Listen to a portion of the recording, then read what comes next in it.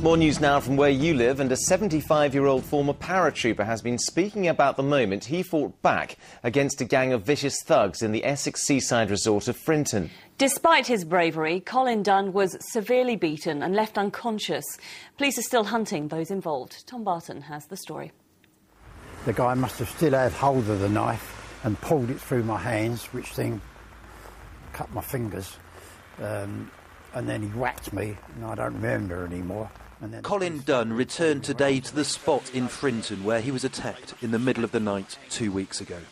The bruises on his face are still clearly visible.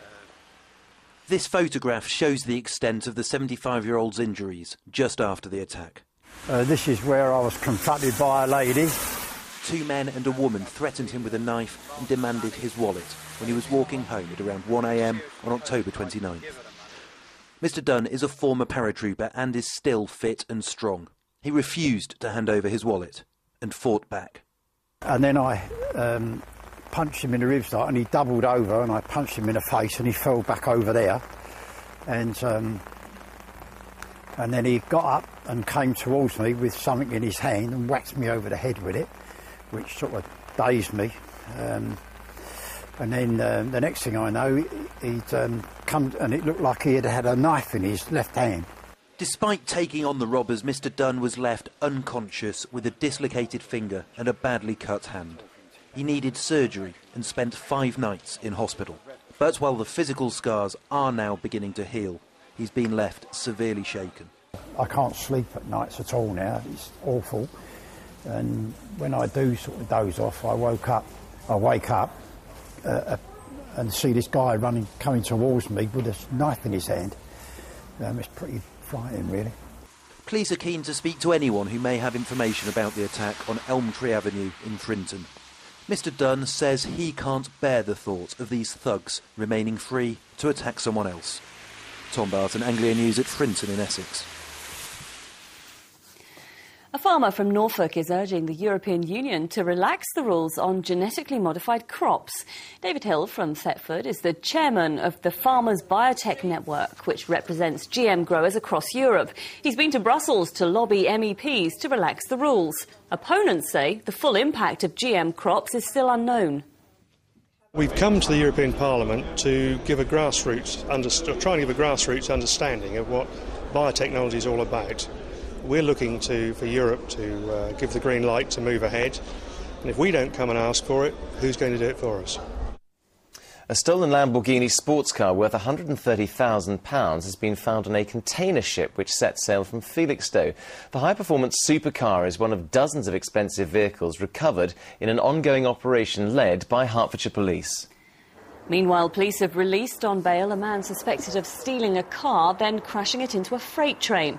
The accident happened near the Derby Road station in Ipswich yesterday. No one was hurt, although the train was partially derailed. A 36-year-old man from the town has been bailed until January. Right, let's have some sport now. And international football means there are no games for Championship Ipswich and Peterborough this weekend. But our League One clubs are all in action and all hoping to keep their promotion campaigns on track. Jim Rice reports. It's a good thing Norwich captain Grant Holt is in good goal-scoring form. Otherwise, he could have some competition. 5-year-old Ryan Snell is meeting his heroes. But Ryan from Attleborough in Norfolk is the real hero. A rare urinary condition means he's undergone operations to remove his right kidney and replace his left one.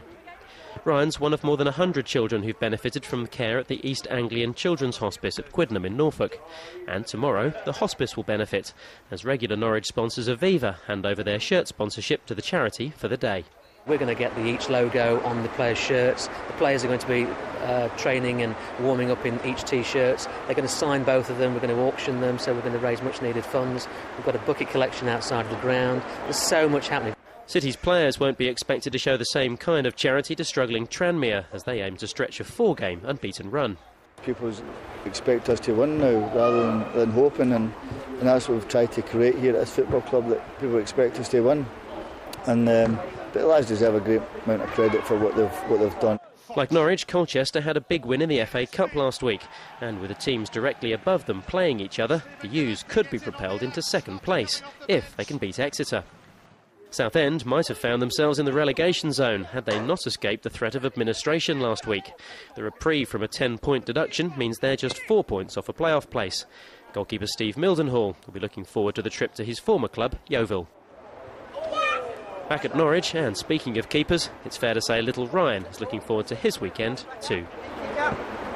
Jim Rice, Anglian News. Yeah, high fives. Now, the X Factor contestant and Essex boy, Olly has broken his hand. Olly, who's from Witham, has so far received rave reviews from the judges, but his preparations for tomorrow's performance had to be reined in after he injured himself hitting a punch bag in the X Factor house. Well, Olly is still the bookies' favourite to win, and of course, you can see just how he gets on the X Factor, which is tomorrow and then Sunday here on ITV1.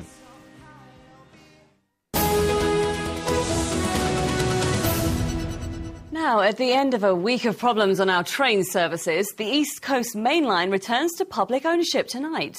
The franchise from London through Stevenage and Peterborough to Scotland had been run by National Express, but the government took it back after the company ran up huge losses.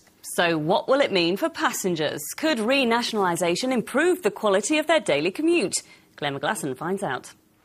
It's now the government's train set. From midnight, the Department of Transport will take control of the East Coast Main Line. But there's nothing miniature about the scale of the operation. 393 miles of track and an improvement budget of £12 million over the next 2 years. But will renationalisation put the service back on track? At Peterborough Station today, passengers were hoping it would be all change. It's more important the service runs and you get good value for money. Bigger, more carriages added. I mean, that is a problem I have found. If I go out of Peterborough, I quite often have to stand. Cheaper fares. It's the end of the line for National Express, which was running the franchise and paying £1.3 billion for the privilege, a premium it can no longer afford. So will other companies follow in its tracks? I suspect if the recession continues, we are going to get more franchises collapsing.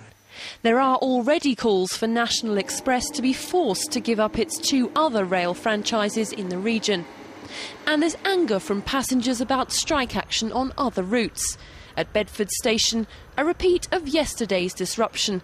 Half of the first Capital Connect trains cancelled as drivers refused to work voluntary overtime in a row over pay. No member of train crew available for this service. Promises at Peterborough today. More trains, cleaner trains and a scrapping of reservation charges. But some fare increases. Peterborough Railway Station isn't the most lovely station, so we will be making substantial changes, improving the station building, the station facilities, more cycle parking, and also introducing gate lines into the station. The government insists public ownership is a temporary arrangement, but some believe it should become the model railway system. A return journey to the days of British Rail. Claire McGlasson, Anglian News, Peterborough. Well, next, a pensioner slapped with an £80 parking ticket because the traffic